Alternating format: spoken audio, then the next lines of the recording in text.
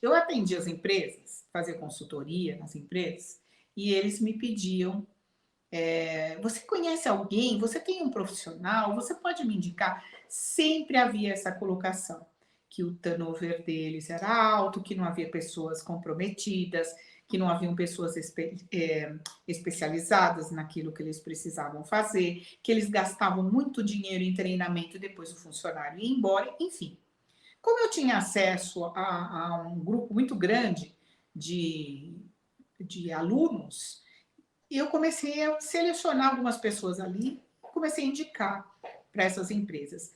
Por outro lado, os próprios alunos começaram a me pedir dicas, como se portar numa empresa diante de determinadas situações conflitantes, né?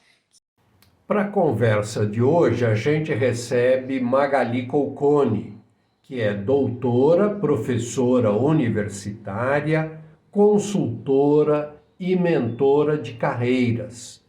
Como ela está muito próxima do dia a dia da realidade, tanto das empresas como dos futuros empregados, os recém-formados, a nossa conversa é muito rica e traz importantes e relevantes conselhos.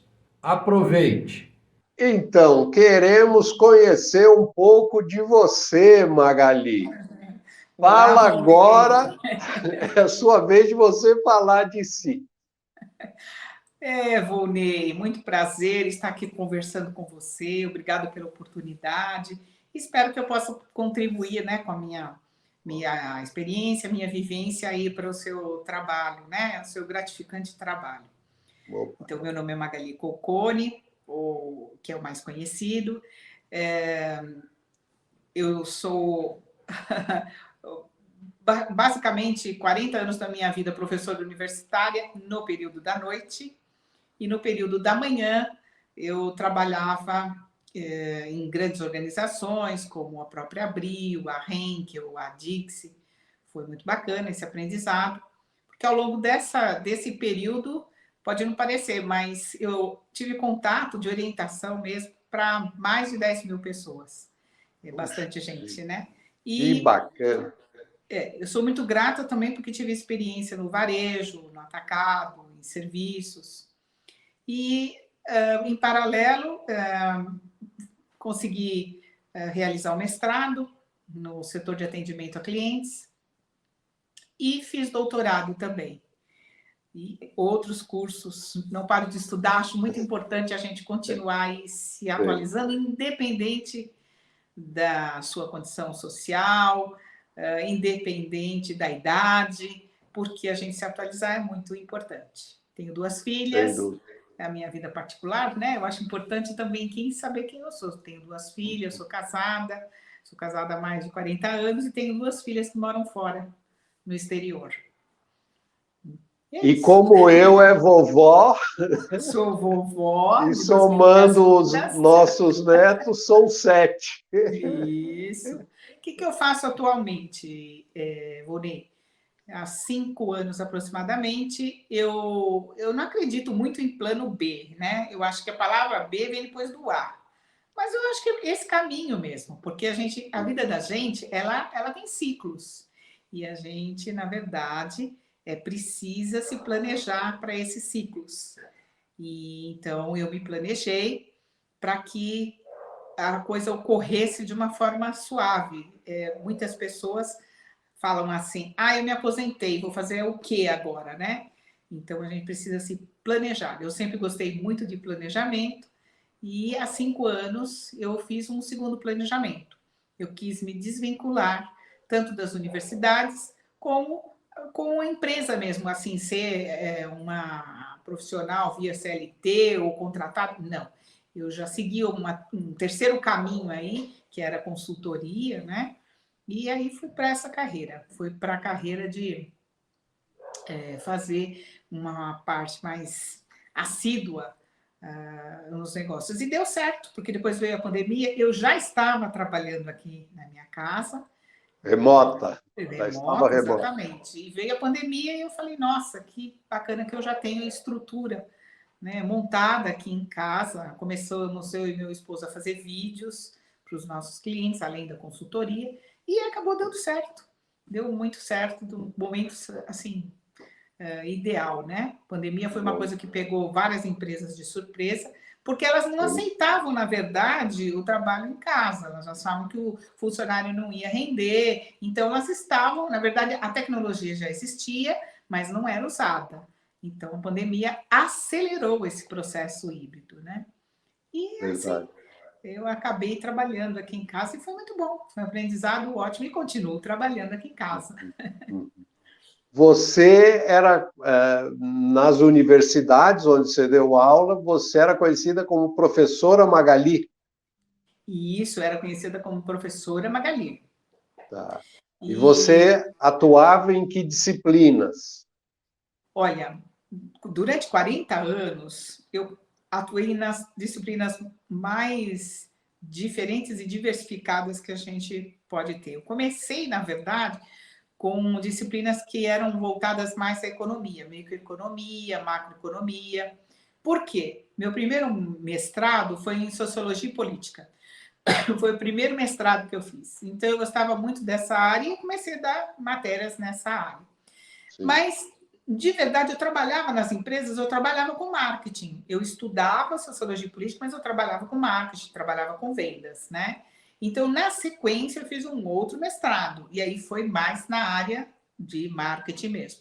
Né? Nessas empresas que eu trabalhei, em atacado, em varejo, em serviço, me deu um leque assim muito grande de experiência, e eu sempre fui apaixonada pela área de marketing.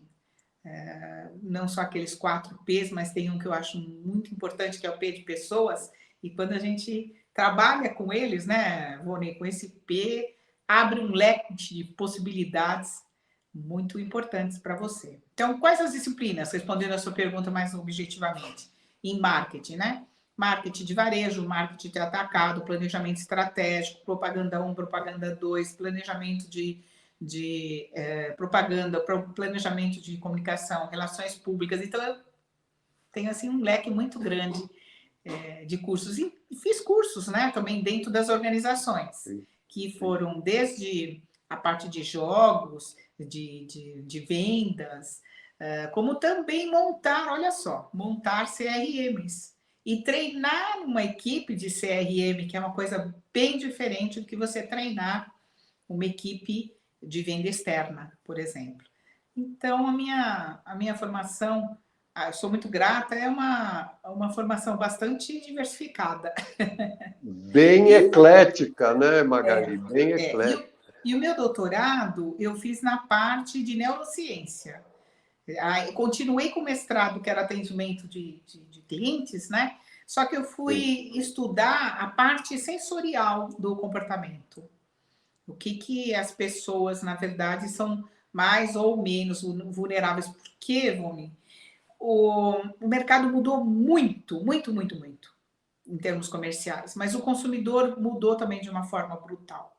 Então, nós conhecíamos ele de um determinado jeito, mas agora o comportamento dele é outro. E agora, então, com o digital, a coisa mudou mais ainda, né? Porque ele faz compras hoje pela internet, que é uma coisa que a gente não estudava tão assiduamente e muito, muito pouco tempo atrás, né, Vonei? 5 anos sim. atrás a gente não estudava como as pessoas se comportam mediante essa variável que é estar no segmento, vamos falar assim, né, no marketing digital. Uhum, E aí, uhum. Vonei, o que aconteceu? Deixa eu contar para você uma coisa interessante. Eu atendi as empresas, fazia consultoria nas empresas, e eles me pediam você conhece alguém? Você tem um profissional? Você pode me indicar? Sempre havia essa colocação, que o turnover deles era alto, que não havia pessoas comprometidas, que não haviam pessoas especializadas naquilo que eles precisavam fazer, que eles gastavam muito dinheiro em treinamento e depois o funcionário ia embora, enfim. Como eu tinha acesso a um grupo muito grande de, de alunos, e eu comecei a selecionar algumas pessoas ali, comecei a indicar para essas empresas. Por outro lado, os próprios alunos começaram a me pedir dicas, como se portar, numa empresa, diante de determinadas situações conflitantes, né? Que a gente fazia gestão de conflito dentro das empresas mesmo, principalmente com quem trabalha consultoria sabe disso, né? Verdade. E aí, então, começaram a surgir esses dois novos caminhos. Eu indicando pessoas para dentro da organização, os profissionais, e os meus alunos, e até essas pessoas da empresa, buscando informações para novos negócios. E aí, aconteceu uma coisa mais interessante ainda. Depois de alguns anos, eles voltavam muito inseguros, porque eles estavam com uma determinada idade, já com 40, 45 anos, e não sabiam o que fazer.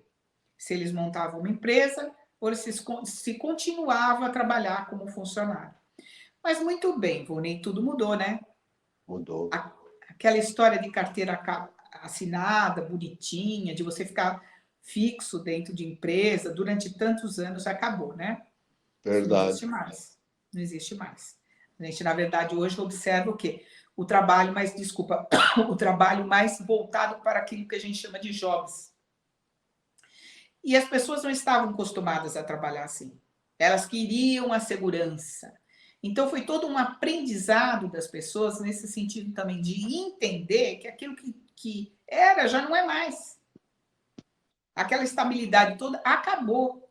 E as empresas começaram a exigir profissionais cada vez mais competentes. E eu observei uma coisa no mercado. Nós que somos de faculdade, professor, a gente sempre orienta para que a pessoa faça cursos, que vá se aprimorando, que vá estudando, que vá melhorando, né? E aconteceu uma coisa engraçada, os investimentos das empresas em treinamento caiu muito nos últimos 10 anos. Por quê? Porque elas também passaram a entender, né, Voni, que para elas era muito mais interessante elas pegarem um profissional que já tem experiência, que já está assim formado no mercado, do que eu ter que investir. Então, a gente começou a perceber que as verbas de treinamento, elas, dentro das organizações, principalmente aquelas que têm isso, que tem verba, né? E aí precisa fazer pesquisa, precisa fazer treinamento com os funcionários. A verba começou a ir mais para o lado comportamental. Os treinamentos comportamental. Por quê? Porque é muito bonito, e aí vai até uma discussão, a gente ouve determinados comentários nas redes sociais, Instagram, Facebook, tudo é muito lindo em termos de comentário, né? De postura liberal. Mas a gente não pode se enganar, nem enganar os jovens, porque as empresas, elas continuam exigindo que os funcionários sejam bons, sejam competentes, tenham lá as competências listadas, inclusive, que os funcionários têm que ter. Então, se esses jovens, se os profissionais não correm para buscar até uma mentoria nesse sentido, que uma faculdade não vai dar isso. Isso eu posso te assegurar, né? Até como professor. Com certeza. A faculdade, gente, é o seguinte, ela não garante emprego. Ela não garante. Nenhuma faculdade central fala, quando você terminar aqui, eu vou arranjar um emprego para você. Não faz isso. É um tipo de uma prestação de serviço interessante, se a gente for olhar em termos de marketing. Sim. Não é, Boninho? Verdade. Eu vendo um serviço, mas não garanto que você vai ser contratado no mercado. Né? Aí é problema seu. Então, é o que o médico também faz. Olha, eu vou te dar um remédio, mas eu não garanto que você vai sarar. Porque vai exigir o quê? O seu comprometimento. E eu observo que no mercado, não são todos os jovens que estão entendendo isso. Sabe? O que é este comprometimento? Não basta você, numa entrevista, por exemplo, virar e falar assim, não, eu sou comprometido. Me diga uma competência sua. Eu sou comprometido. E 3 meses depois, ela está percebendo que você não é comprometido. Então, olha, tchau. Né? Porque é isso. Eu estou vendo na prática que você está querendo me oferecer uma coisa que você não é. Então, mudou muito. Hoje já não basta mais você ser só competente naquela atividade técnica, no conhecimento técnico. O comportamental está pesando muito. E muitos jovens não estão atentos a isso. Havia um descompasso em razão até do cartesianismo, se me permite dar uma elucubrada e uma viajada. Então, o cartesiano tem que fazer esses itens, tem que cumprir essa tabela. E o e o profissional queria entrar fechando, casando a demanda. Mas a realidade é outra. É Você outra. precisa solucionar, você precisa resolver, você precisa trazer valor para a empresa. Não adianta só cumprir a tabelinha.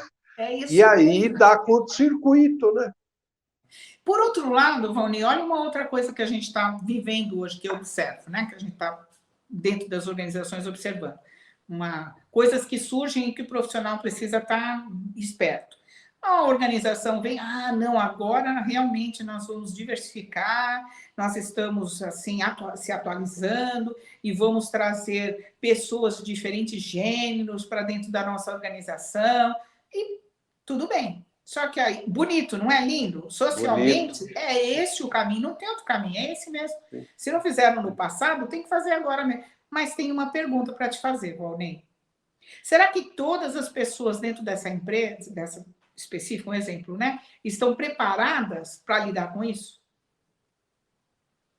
Porque tem a ver com a cultura, né? Quer dizer, há uma cultura já formada na empresa que você não muda da noite para o dia, e Isso. há todo o cabedal de peso que as equipes formam também. Então, como quebrar essa sequência, que é uma demanda da inovação, né? Fazer diferente. Exatamente. E aí entra aquela outra coisa. Será que o profissional, tanto o mais experiente como aquele jovem talento, tem essa competência? Tem a competência, de repente, de se ocorrer alguma coisa nessa situação, eu conseguir ser resiliente perante isso? Então, hoje, eu não acho, sinceramente, que as coisas estão mais fáceis. Não acho. Quando a gente fala assim para o jovem, as coisas estão mais fáceis. Não estão, elas estão diferentes. Né? Os problemas existem e os jovens precisam saber como eles vão resolver esses problemas, né?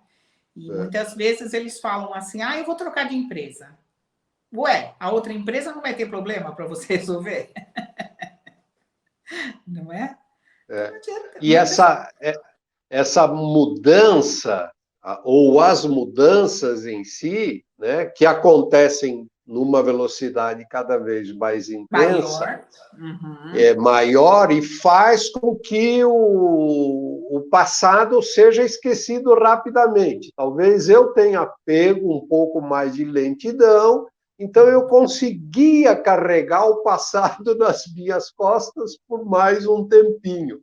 Hoje não, hoje o passado se deteriora e você precisa realmente, como você falou, se atualizar, se adequar, né? Novos desafios. E aí eu coloco para você o seguinte, uma situação que é antagônica. Porque ao mesmo tempo que você, veja só que interessante, ao mesmo tempo que você precisa se atualizar, né? Existe aquela outra máxima, sabe? Que a gente até comenta, não, eu sou assim, eu nasci assim, eu não vou mudar, quem quiser que goste, sabe? Eu sou tatuado mesmo, eu sou isso, aquilo, isso, aquilo. Bom, gente, vamos falar a verdade. Existe um grande laboratório, né, que faz aí exames laboratoriais. Agora, eles estão admitindo funcionários que têm tatuagem. Agora, percebe? Então, os jovens precisam estar amadurecidos nesse sentido, de que muita coisa vai brigar e mudar, mas tem outras coisas que é pura perda de energia. Essa é a minha opinião. É verdade, Sabe? é verdade. É aquela situação que a pessoa deveria estar num outro rumo, né? Não percebe, não consegue enxergar que a realidade é outra. Uma coisa que eu acho assim essencial no profissional é que ele carregue consigo uma base mínima de valores, de princípios, porque isso é perene, isso permanece, isso dura.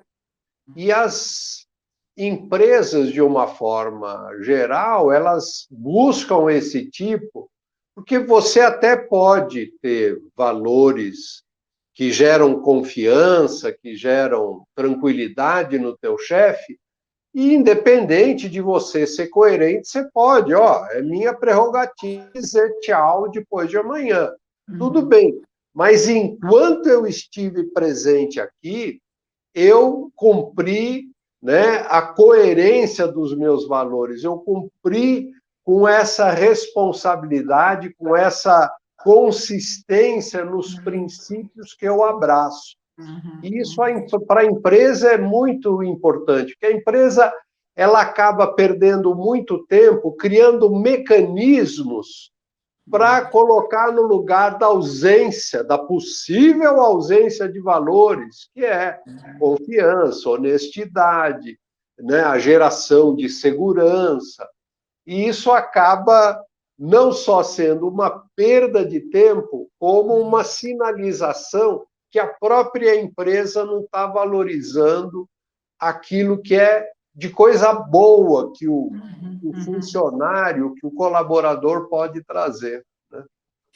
Nós estamos falando assim, né, Ronei? Pode dar uma sensação de que nós temos um princípio em que tudo é fechado, rigoroso. Não, eu acho não, eu tenho certeza absoluta que os profissionais hoje devem buscar o lugar onde eles se sentem mais felizes. Porém, a grande máxima é descobrir também ser feliz aonde eles estiverem. Isso é, na minha opinião, ser sábio. Porque senão você vai ficar buscando esse ideal, e esse ideal não vai chegar. Ele não existe, na minha opinião, não existe emprego ideal, o que existe é um emprego. Sim. Não é verdade? Sim. Então, você às vezes fica... Então, a dica que eu dou para os profissionais é trace um elenco de coisas do que é importante para você dentro de uma organização. Sim. E segundo, qual é o ramo da sua organização que tem a ver com você? Porque imagina que você vá preencher aí uma vaga dentro do banco. Tudo bem?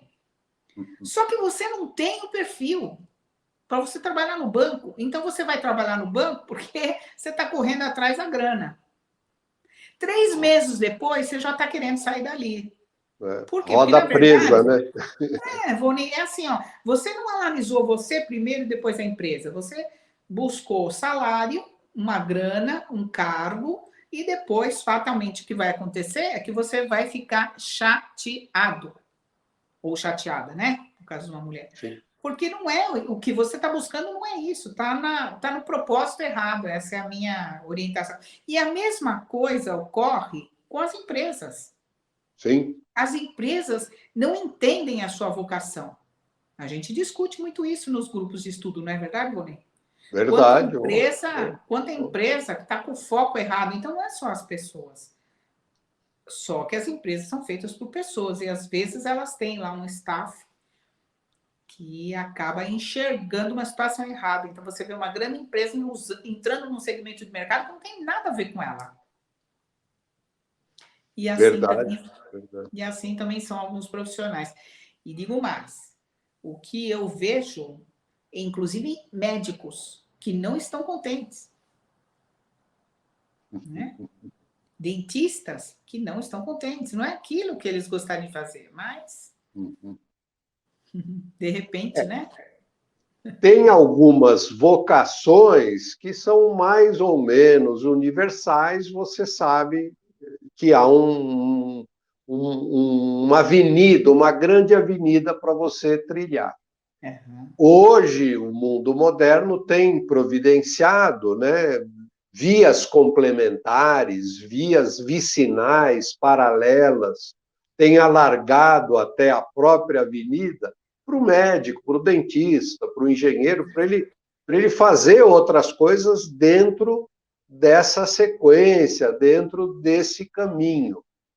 Mas não é o suficiente, porque às vezes você decidiu lá atrás uma ilusão, com um sonho, com um pensamento.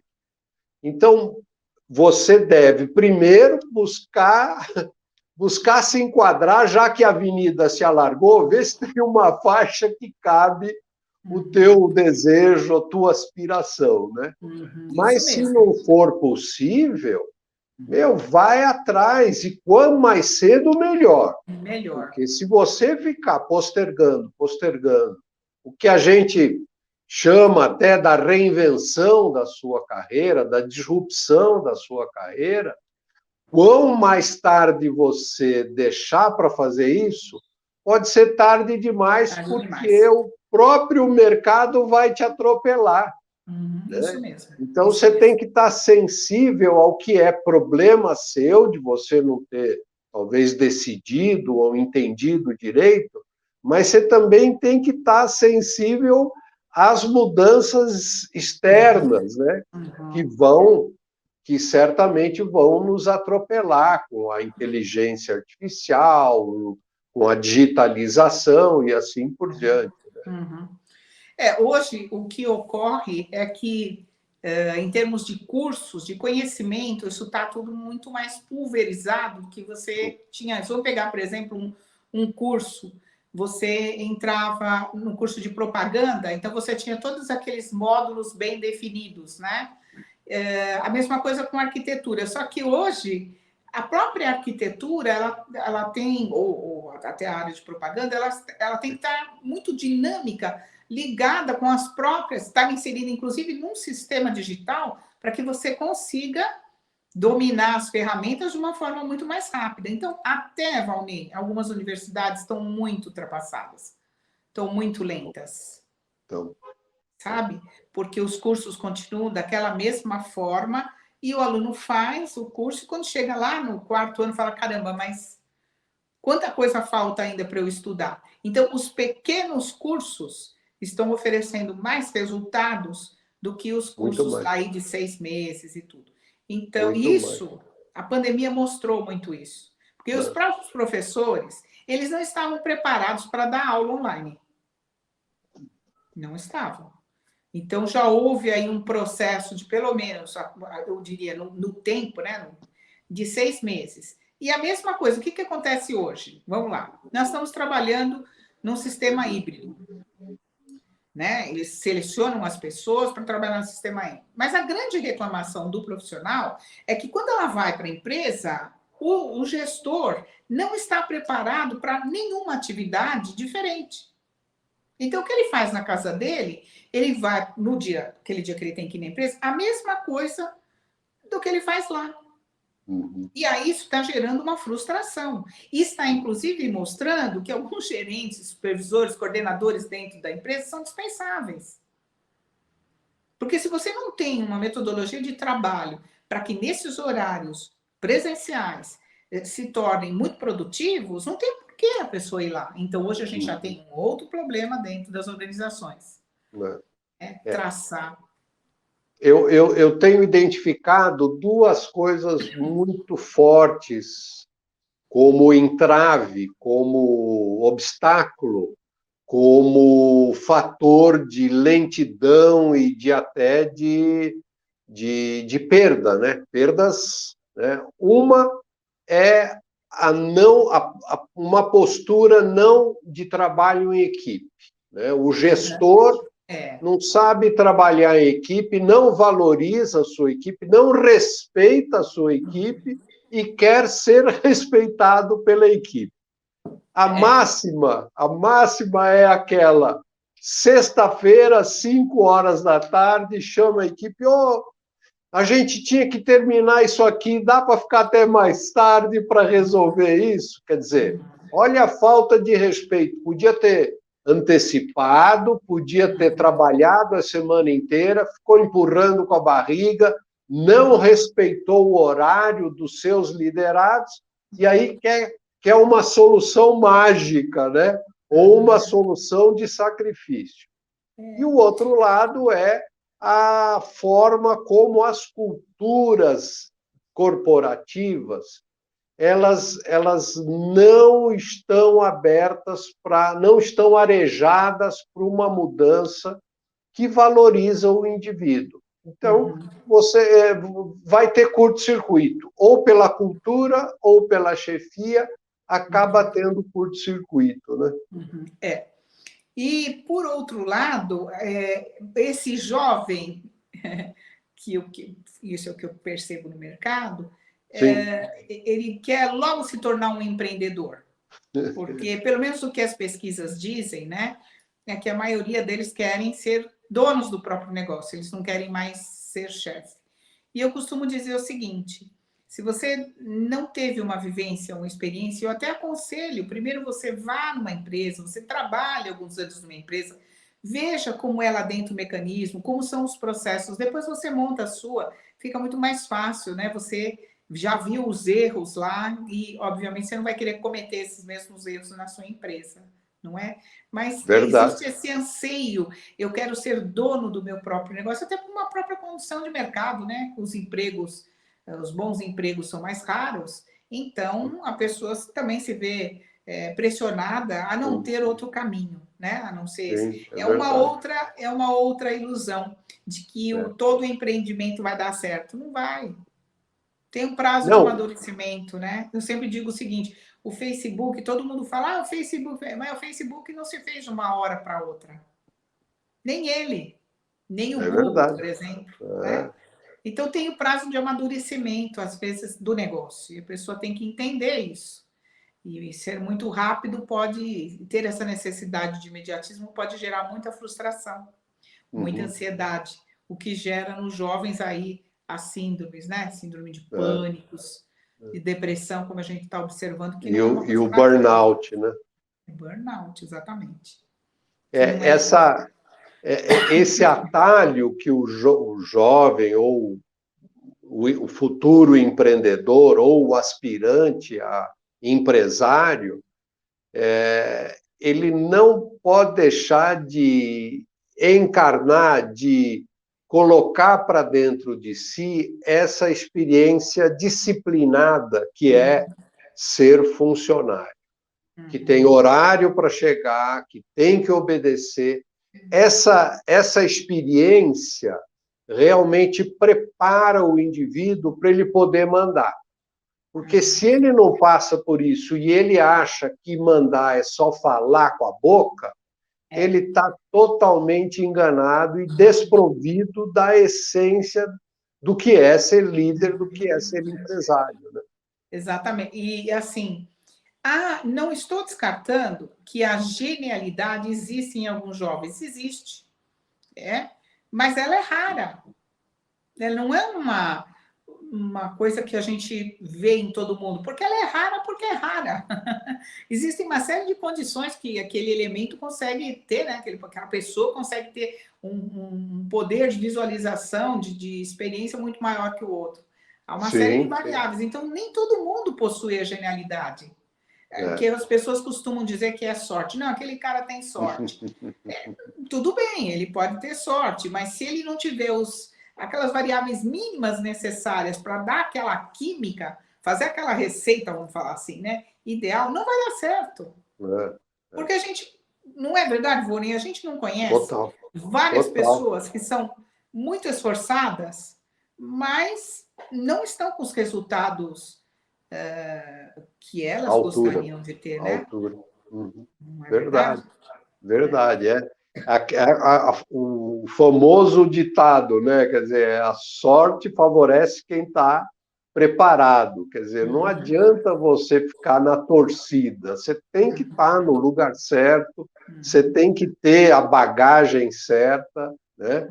Daí, sem querer insistir na questão da disciplina, mas esse é um valor, eu acho que imprescindível no empresário. Né? Porque quando a coisa pega, é ele que tem que estar lá no balcão, é ele que tem que estar lá na frente, ele não pode delegar para outro. Vai lá e resolve. E se a pessoa não resolver, é você que tem que resolver. Você está falando isso, e tem uma outra coisa aqui que eu estou lembrando que eu gostaria de salientar. Muitas pessoas falam assim para mim, muitos profissionais: nossa, eu já me candidatei a tantas coisas e não dá certo. Ah, é? Eu começo a perguntar, verdade? Quanto tempo faz que você está procurando uma nova colocação, uma nova oportunidade? Ah, já faz um ano. Tá. E nesse um ano, quantos currículos você mandou? Não sei. Como não sabe? Ah, não sei. Tá, então vamos fazer o seguinte: você não lembra o ano todo, mas você lembra nesse último mês quantos currículos você mandou? Não. E para que empresas você mandou? Ah, eu lembro dessa, lembro dessa, lembro dessa. E o resto? Passou o mês inteiro sem. Não. Então, veja, você não está procurando emprego. De verdade, você não está procurando emprego. Né? A mesma Verdade. coisa, o empresário chega às vezes para mim e diz: nossa, eu quero que você me ajude a encontrar um negócio bom. Ah, é? Meu amigo, se eu soubesse, eu estava montando. Se você me chamou aqui para dizer isso, você não acha que é Para meio. ser mágico, né? Ser mágica. Se eu soubesse, eu já tinha montado. Você não acha? Então, veja, o que a pessoa, dentro desse seu conceito aí de disciplina, procurar um emprego que vá ao encontro do seu propósito, das suas competências, exige esforço. Você tem que saber hoje que você precisa mandar 100 currículos, é esse número, hein? 100 currículos, para você ter 1 a 3% de retorno. Que tipo de retorno? Alguém virar para você e falar assim: eu vou ligar para fazer uma chamada para essa pessoa. Não é chamar para entrevista, não. Primeiro é fazer o telefone ou mandar um e-mail para você perguntando algumas coisas. Então, no mínimo, você tem que mandar nessa base. Para você conseguir ser chamado num mês, você precisa fazer a matemática de quantos você precisa mandar em currículo. Porque senão a coisa não acontece. E tem que ser um esforço estruturado, quer dizer, a pessoa tem que saber para onde mandou, tem que saber quem é que respondeu, por que respondeu, tem que ficar atento a essas coisas. Saber se vai ter que abaixar um pouco o nível de expectativa salarial, se vai ter que abrir um pouco o leque naquilo que está buscando para si, né? Não ficar muito especializado num nicho muito específico, pertinho de casa. Isso mesmo. Vai ser Isso. difícil, né? Agora, Claro, Boni, vamos. buscar o ideal, mas, por favor, se está demorando o ideal, abaixa a barra, né? Isso mesmo. Vamos voltar isso aí para a empresa, essa conversa para a empresa. Vamos ver se na empresa é diferente. Aí você vai na empresa e fala: ah, nossa, viu, Magali, mas eu não estou vendendo. Então vamos olhar. Vamos olhar o que você está fazendo. Além de não ter um quadro de vendas, nem interno, nem externo, nem nada, a pessoa não tem propaganda. Nenhuma. Né? Bom, então você começa a fazer determinadas perguntas. Então, vamos lá, qual é o tipo de cliente que você tem? Ah, eu já tenho 1.000 clientes. Esses 1.000 clientes são clientes que viraram freguês? Eu brigo assim, viraram freguês? Ah, não sei. A maioria é homem ou mulher? Não sei. A maioria é pessoa física ou jurídica? Não sei. É da Zona Sul, Zona Leste? Não sei. Então, se você não sabe, você realmente não sabe. Então, o seu cliente você não vai achar mesmo. É a mesma coisa no emprego. Se a pessoa não tiver essa disciplina, não se centrar, que você falou, fica difícil ter bons resultados, né? É verdade, é verdade. A gente acaba, apesar de você ter sido professora, claro que a gente valoriza a universidade, valoriza Sem o dúvida. processo acadêmico, mas a gente tem que reconhecer, e temos que ser críticos, que as universidades estão fazendo o planejamento olhando pelo espelho retrovisor e se baseando muito naquilo que deu certo no passado para oferecer um diploma que não é a salvação da lavoura para ninguém hoje, ainda mais hoje, né? Então, o que poderia ser feito para fazer uma inovação, inclusive, nessa missão tão essencial, tão vital para o país, que é preparar a força de trabalho, né? Como desatar esse nó?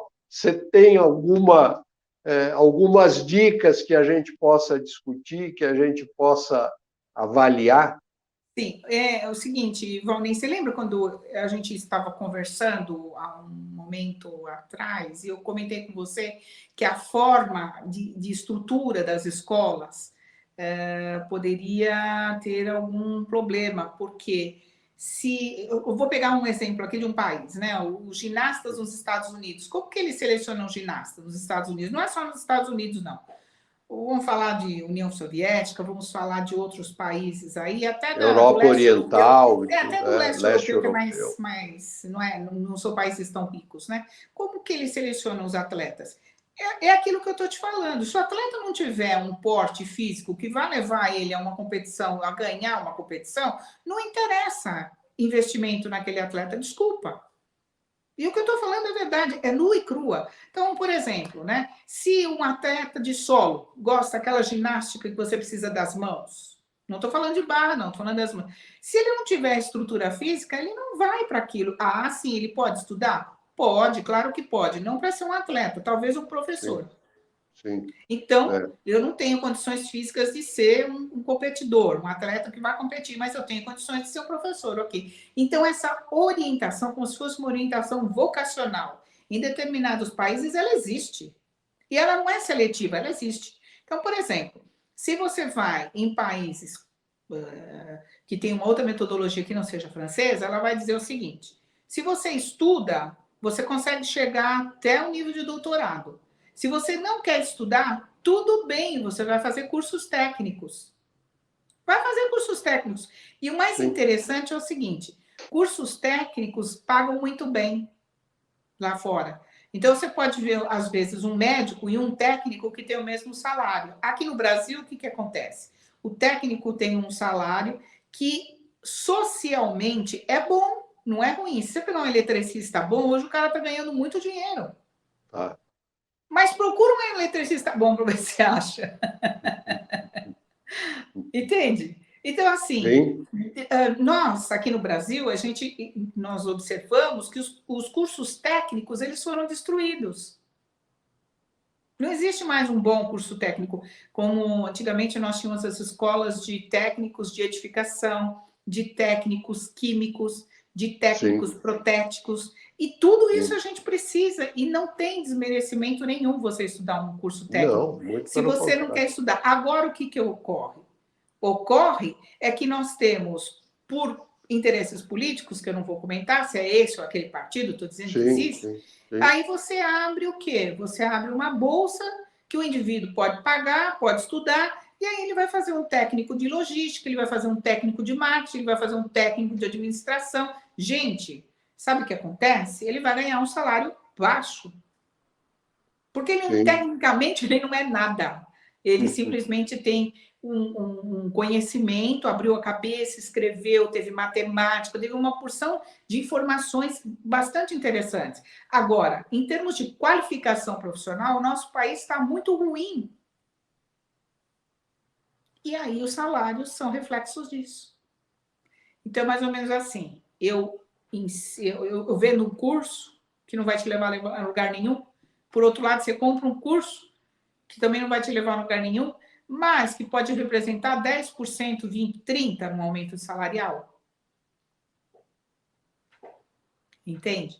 Então, eu acho profunda a mudança, na minha opinião, a estrutura que nós estamos precisando, os cargos, e isso, por exemplo, o eletricista que eu falei, ele não vai trabalhar online, vai? Não pode, né? Não dá. Um protético vai trabalhar online? Percebe? Então, esses cursos que deveriam ter boa remuneração, boa estrutura, aliado à vocação da pessoa para aquilo, e tudo bem. Aí, quando existe um curso desse, a iniciativa privada tem cursos desse hoje. O Sebrae, por exemplo, está montando. Fui num evento recentemente e fiquei impressionada com as faculdades que o Sebrae está, os cursos que a Sebrae está oferecendo. Eu não estou fazendo propaganda aqui do Sebrae, não, entendo o que eu estou falando. É que ele está mais alinhado. Ou cursos como a gente vê no SESC, né? sim. Então, são cursos que tem que ter um apoio social, inclusive, de entender que essas profissões são boas, são úteis. Não tem por que achar que porque o cara vai fazer faculdade, ele é melhor do que um eletricista.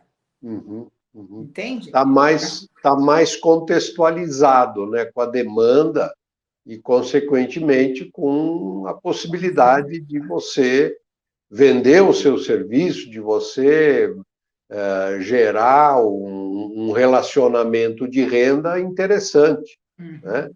E aí, e aí como ser competente, Uhum. tecnicamente competente, né?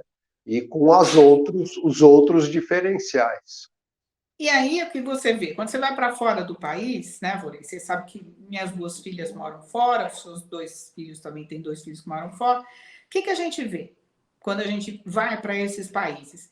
É muito interessante, não tem essa coisa social assim, uma pessoa não vai comer aqui porque, sabe, esse restaurante é só de rico, aquele é só de pobre. Não, as pessoas se misturam. Aliás, você nem sabe quem é. E a quantidade de carros importados que você vê é uma coisa absurda.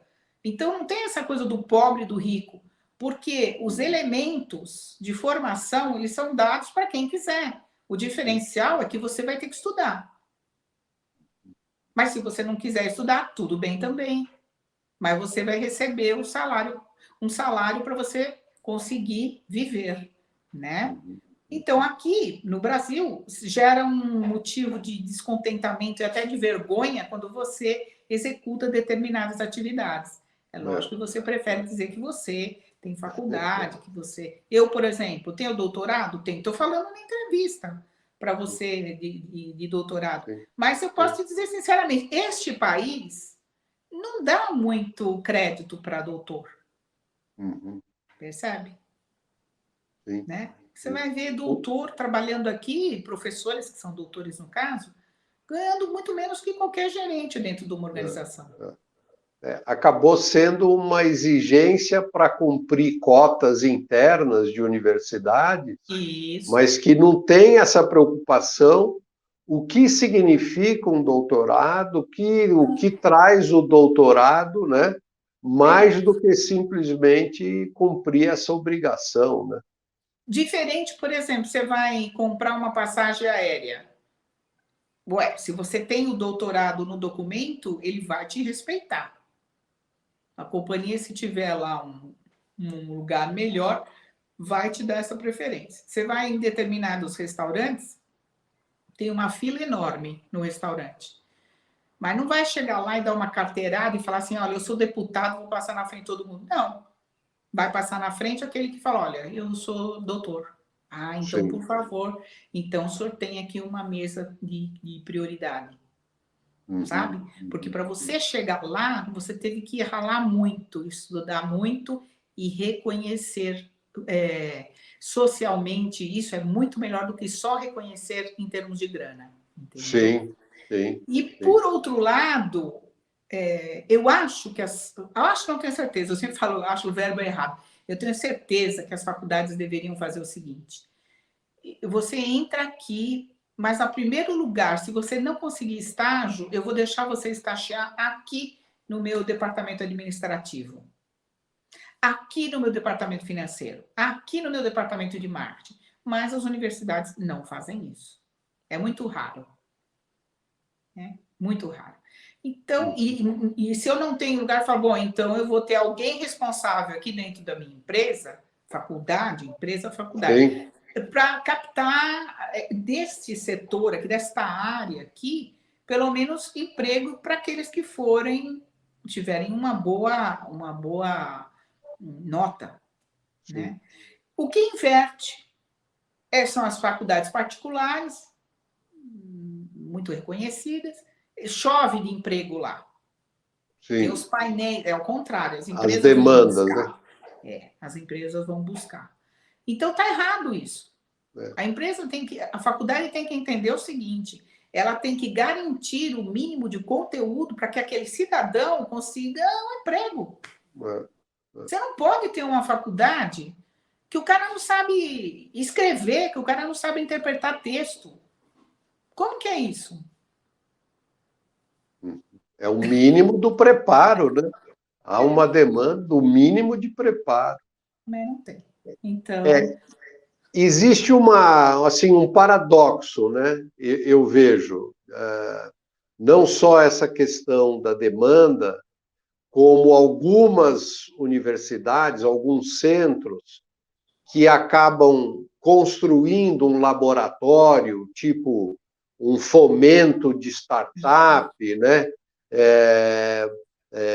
E investe pelo menos em infraestrutura para que se crie esse processo embrionário, né? Uma gestação para startup, é um avanço, um enorme avanço na vanguarda da onde haverá demanda. E, do outro lado, quando ela fica só na fórmula antiga, a universidade patina, porque não consegue formar tudo isso que a gente falou agora, né?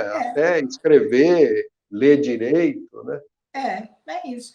Então, assim, hoje a gente vê um descomprometimento com relação, eu acho, à ética, né? A ética. Porque a Esse é um ética ponto. ela pode ser muito discutida em determinados momentos da história, em determinados países, que é diferente. Mas a gente, aqui no Brasil, na minha opinião, a gente deveria definir o que é ético, né? E ter mecanismos que impedissem que pessoas, principalmente a nossa classe política é o principal Entrave. exemplo grave, que os jovens olham aquilo e falam, escuta, mas eu tenho um presidente que não fala inglês, para que eu preciso estudar inglês? Né? É Então, verdade, é Vonei, eu acho verdade. que cabe àqueles que podem fazer trabalhos voluntários orientar as pessoas para que elas exijam naquilo que elas, onde elas estiverem, condutas éticas, né? Sim, Ações éticas. sim. E tem que estabelecer o que é ético. Para mim, numa escola pública, um professor de geografia não pode dar aula de matemática. Porque eu, por exemplo, nunca dei aula de matemática. Nunca dei aula de português, porque eu não vou me meter naquilo que eu sei. Eu fui dar aula em Não outras sabe. matérias, exatamente, dar aula em outras matérias, porque eu tinha ou formação acadêmica ou formação de vivência. Sim, sim. Então, eu não acredito, né, que a gente consiga algo diferente enquanto a gente não tem exemplos bons no país. Muito bom. Uhum. Nossa, que conversa muito gostosa. Que legal! Professora Magali Colcone está aqui com a gente. Estamos chegando já ao final do nosso bate-papo, mas eu queria ouvir suas recomendações. Que recomendação você, que a gente falou muito no profissional, em busca de recolocação ou de se manter colocado, né? Que recomendações ao profissional? Vamos tentar restringir, mas você fique à vontade, né? Tem uma frase que Churchill falou, que eu acho bem interessante. Eu não vou falar a frase, não, eu vou falar mais a ideia. Assim, E ele dizia o seguinte: quando você tem um caminho, você não pode atirar uma pedra, uma laranja em cada um que fizer uma crítica em você, cada um que vai levantar, porque senão você não chega ao seu caminho. Então, trace aquilo que você acha que é o verdadeiro para você, que é o ideal, dentro daquilo que a gente falou dentro dos princípios éticos, e com muita fé. Não perca nunca a fé. Você tem que ter fé, né? Não importa, se você não acredita em nada, pelo menos acredite em você. Traça o seu caminho, né? E acredite que você chega lá porque você chega. Esse é assim, o modo, ao meu ver, que faz as coisas acontecerem. Se você ficar esperando que alguém faça alguma coisa por você, você vai se iludir. Porque você, desde o primeiro ano de vida, você veio para esse planeta para resolver problema. E a solução está com você. Então tenha fé e vá em frente, que lá no final tudo vai dar certo. É isso que eu acredito. Muito bom, muito bom. Muita iniciativa, muita firmeza no seu caminho, né? Com fé e determinação, perseverando seus objetivos. Isso mesmo, que a gente chega lá, né? Muito bom, muito bom. Magali, só tenho a te agradecer pelo tempo que você passou com a gente aqui. Bacana. Gostei muito, vai ser muito proveitoso para a nossa audiência. Muito obrigada. Muito obrigado. Muito obrigado. Muito obrigado. Eu agradeço a sua participação. Obrigada. E vamos sempre com esperança. Coisas melhores virão. Com certeza. É isso aí. Obrigado. Obrigada. Tchau, tchau.